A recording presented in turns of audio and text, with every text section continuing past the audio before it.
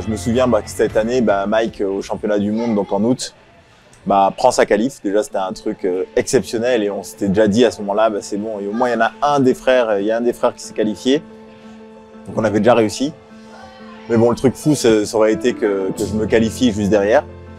Et donc vient ce TQO à Tournefeuille, où là je mets tous les moyens nécessaires, humains et matériels pour pouvoir justement tenter de me qualifier. Donc je vais à Tournefeuille un mois avant, je vais vivre chez l'habitant, je suis avec les membres du club.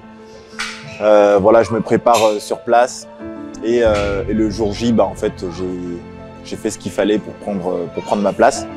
Ensuite vient cette année de préparation qui a été impactée par le Covid. Que du coup, le Covid a tout stoppé, ça a repoussé les JO d'un an. On savait pas trop quand ils allaient les replacer et s'ils allaient les replacer. Mais bon, de toute façon, il fallait se préparer et on n'avait pas le choix, il fallait y aller. Donc ça a été 1 an et demi de préparation non-stop.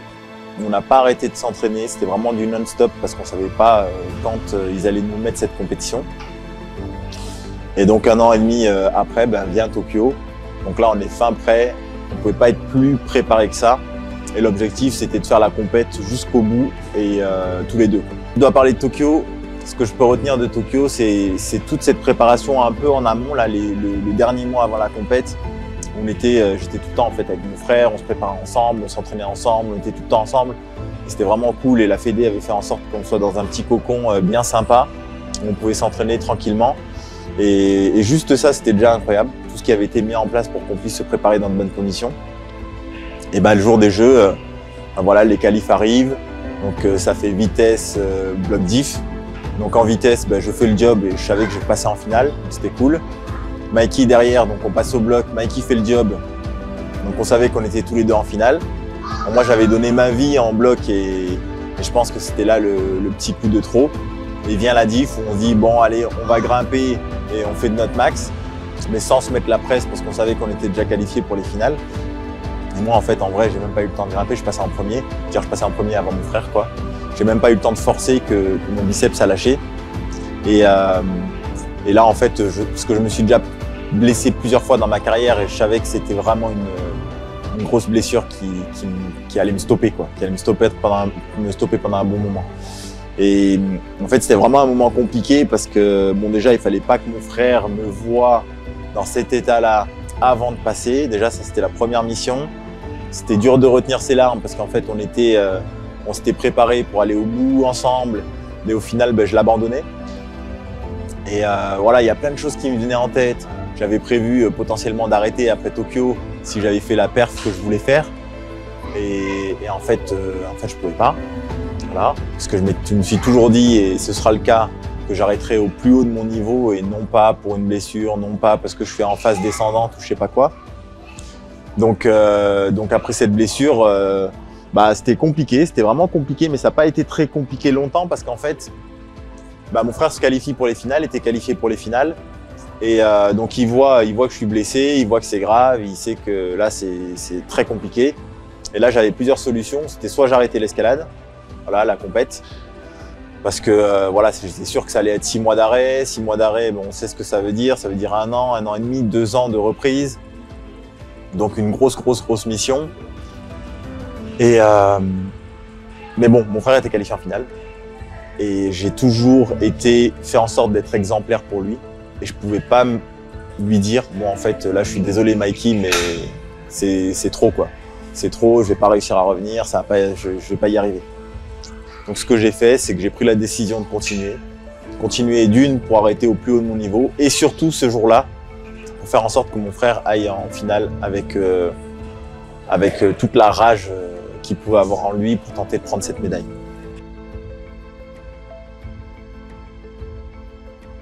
Moi je finis 8e des finales parce que voilà, j'ai pas pu participer. Mon frère fait 5 je crois, ouais 5. Mais bon, à un cheveu de la médaille, s'il gagnait le bloc, s'il prenait la médaille d'or. Donc voilà, il y a une petite revanche vis-à-vis de cette compétition. Mais après, voilà, ça reste quand même un très bel événement. C'est historique pour nous, parce que historique aussi pour la Fédé, parce que ce sont les premiers Jeux, ce sont les frères Mawem. de vieux athlètes, parce que ça fait un bail qu'on est dans le circuit et on en a vu passer des jeunes qui viennent, qui passent, qui sont forts 2, 3, 4, 5 ans et après qui partent. Voilà, notre carrière a vraiment été longue et donc du coup on a vu passer du monde. Et voilà, c'était vraiment, on n'en retient que de belles choses. Donc au final, en 2022, je fais pas grand chose. Déjà, je me mets un challenge d'aller faire le championnat de France pour faire le championnat de France et pour me remettre un peu dans le game parce que j'avais un peu peur de la confrontation à ce moment-là parce que voilà, ça m'est jamais arrivé de venir faire un championnat de France sans avoir la possibilité de gagner. Et c'est vraiment ce que je pensais à ce moment-là. Et du coup, je fais le championnat de France et je gagne. Voilà, incroyable. Donc ça, c'était déjà une belle réussite. Derrière, je fais le championnat d'Europe en août. Je crois que c'était en août. Je fais le championnat d'Europe où je fais une 5e place. Voilà, j'arrive à bien grimper, mais bon, j'étais pas à niveau, quoi. Clairement, j'ai fait mon max, mais j'étais pas à niveau.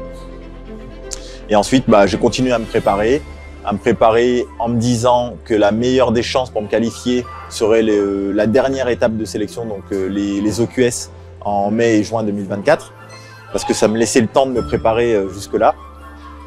Et donc les compètes, la saison commence. Là, clairement, je me fais éclater. Mais bon, tout le monde se fait éclater en Europe. Mais bon, j'avais pas l'habitude de me faire éclater vu qu'en 2019, je suis numéro 1 mondial. 2020, il n'y a rien. 2021, c'est les JO. Donc j'avais pas fait de saison réellement, mais j'avais fait que les JO. Et 2022, TQO arrive. Et là, donc on est en Europe. En Europe, concrètement, je pense qu'on était bien 10 chevaux de course à pouvoir prendre sa place. Et donc là, je me dis, en fait, tout est possible. Sur cette compète, tout est possible. Et ce qui pouvait faire la différence, c'était l'expérience. Parce que moi, j'ai vécu beaucoup de grands événements. Je me suis déjà beaucoup préparé pour des grands événements. Et pour le coup, le fait d'arriver sur une compète à enjeu, c'était pas quelque chose de nouveau pour moi et je savais que j'allais être prêt mentalement. Après, il fallait être prêt physiquement. J'ai tout fait pour être prêt physiquement, pour donner le meilleur de moi-même le jour de cette compète. Et les tours, les qualifs passent. Je vois que je suis dans le game, que je suis bien, je suis en forme. Ensuite, les finales, 8e, quart, demi. Et là, j'arrive à la finale où je me dis, allez, c'est peut-être aujourd'hui. C'est peut-être aujourd'hui, mais on reste focus et on fait ce qu'on peut faire de mieux, quoi. Reste sur ce que tu sais faire. Et donc là, c'est ce que j'ai fait. J'ai foncé, je fais mon meilleur temps mon deuxième meilleur temps de la saison parce que du coup, j'avais fait 5,27. J'ai fait 5,28 au TQO. Et voilà, mon meilleur temps de la saison, c'était 5,27. Donc c'était le run qu'il fallait lâcher au bon moment pour pouvoir prendre sa place. J'ai réussi à prendre ma place et après ça, voilà, j'ai eu une petite... c'était un peu la libération parce que maintenant, je sais que je vais terminer ma carrière sur la plus grosse des compètes. Donc déjà, j'ai un objectif qui est bien rempli. Je vais terminer ma carrière au JO. Et maintenant, ce que je souhaite, c'est de terminer ma carrière au plus haut de mon niveau. J'ai toujours réussi à augmenter en fait mon niveau malgré tout ce qu'on m'a toujours dit et tout ce que les gens ont toujours pensé. Oui, il est vieux, il est âgé. Et en fait, chaque année, je reviens de plus en plus fort. Il n'y a pas une année où je suis revenu en mode moins fort. J'ai toujours été plus fort. Et ça, je ne veux pas que ça change pour pouvoir me dire qu'est-ce que ça aurait pu donner si j'avais continué. Congratulations to you too, Bassa, for tonight. Are you happy for your consistency, your performance? What do you expect? Yes, I'm very happy, but I have 2 chances for Olympics. I want to finish my career in the best competition. Now I can, and I'm very happy. Ma blessure à Tokyo a été un gros coup dur. Il fallait que je choisisse si je voulais continuer ou non. J'ai décidé de continuer parce que je voulais vraiment arrêter au top de ma carrière et pas sur une blessure ou sur une phase descendante. Voilà, aujourd'hui, je vais pouvoir m'exprimer et pour ça, je suis vraiment content. Alors, comment je me prépare? Ce que je fais, c'est que j'ai changé quelques petites choses. Voilà, j'en fais un peu moins en termes de run, d'escalade. J'en fais un tout petit peu moins. Et je fais de la prépa physique à côté, ce que je ne faisais pas avant et ce que j'ai pas fait pendant un paquet d'années parce qu'en fait, j'aime pas ça, tout simplement. J'aime pas la prépa physique, voilà, j'aime pas. Et donc du coup là, j'en ai remis, j'en refais pour gagner en force, pour gagner en puissance, pour développer des parties spécifiques plus vite. Et derrière, je vais remettre un max de vitesse pour pouvoir tenter de rattraper tout ce beau monde. Mais voilà, quand on s'entraîne pour le très haut niveau, il n'y a pas de science exacte. On s'entraîne et presque on croise les doigts pour avoir choisi la bonne méthode, pour avoir optimisé les bons exercices, pour être allé chercher ces limites de dire. En fait, tout est une question de timing, tout est une question de savoir se connaître, quand on peut en faire plus, quand on doit en faire moins, quand il faut se reposer. Et toutes ces choses-là permettent le très haut niveau. En fait, les Jeux à Paris, bien sûr que c'est particulier, déjà que ça arrive une fois par siècle, à peu près. En tout cas, moi, je les ai pas connus parce que j'étais pas né. Et en tout cas, par génération, voilà, on peut se dire qu'on va vivre les Jeux une fois dans sa vie, quoi, dans son pays. C'est plus simple pour la famille. Voilà, on a toute la France. Alors à Tokyo, on avait la France derrière nous, mais là, c'est-à-dire à Tokyo, c'était des spécialistes, c'est-à-dire des grimpeurs qui étaient derrière nous, un peu plus, mais pas beaucoup plus. Là aujourd'hui, voilà, le grand public va nous voir grimper. Le grand public va nous encourager parce qu'au JO, on encourage tous les Français. Et voilà, oui, c'est un moment qui est hyper particulier. C'est un moment historique. Je suis fier de pouvoir participer à ces JO. J'espère que mon frère va me rejoindre et qu'on puisse boucler la boucle avec cette compétition.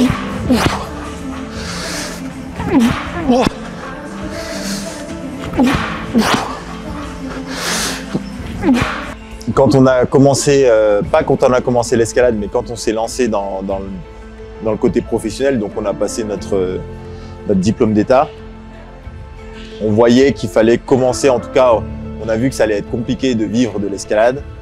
Quand je dis de vivre de la compète, hein, c'était juste quasiment impossible. En tout cas, il fallait atteindre le très très haut niveau avant de pouvoir se dire on peut en vivre, et que ça n'allait pas arriver dans le temps de la préparation.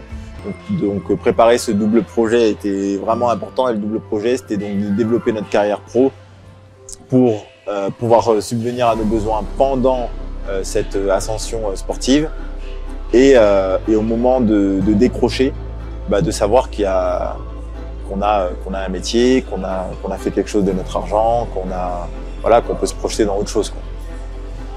Et voilà, c'est ce qu'on a toujours fait, ça fait à peu près 15 ans, 20 ans qu'on développe notre carrière pro pour pouvoir faire en sorte d'avoir un jour notre salle. 2021 arrive, on arrive à avoir notre première salle d'escalade.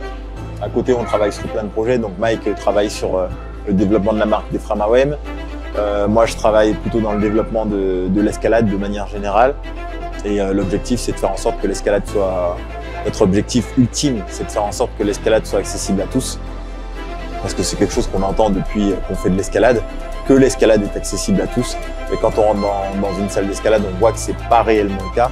Donc on a longtemps réfléchi pour s'imaginer qu'est-ce qu'on pourrait mettre en place pour rendre notre discipline vraiment accessible à tous. Et là, on est sur un projet qui va certainement permettre ça. Donc voilà, on bosse beaucoup pour notre sport. On fait en sorte d'être exemplaire pour les futures générations. En tout cas, on donne notre maximum. Et on est vraiment dans le développement de l'escalade. Et c'est important pour nous parce qu'en fait, quand on a commencé l'escalade, on a été accueillis par des bénévoles. On a été formés par des bénévoles. On a toujours été accompagnés par la Fédé à hauteur de ses moyens. Alors, il y en a beaucoup qui arrivent. Justement, je parlais des jeunes qui passent et qui partent. Et nous, on a connu l'évolution de la Fédé, pas depuis les débuts, mais ça fait quand même un paquet de temps qu'on est athlète et qu'on est licencié. On a vu l'évolution de la Fédé. Donc oui, les moyens évoluent pas suffisamment vite pour l'évolution des athlètes, donc du public, mais ça évolue. Et ça, c'est ce qu'on voit, c'est ce qu'on apprécie. Et c'est pour ça qu'on a toujours soutenu la fédération, qu'on continuera à la soutenir, qu'on va continuer à travailler avec la Fédé pour pouvoir faire en sorte de développer notre discipline qu'on aime et qu'on veut partager à tous.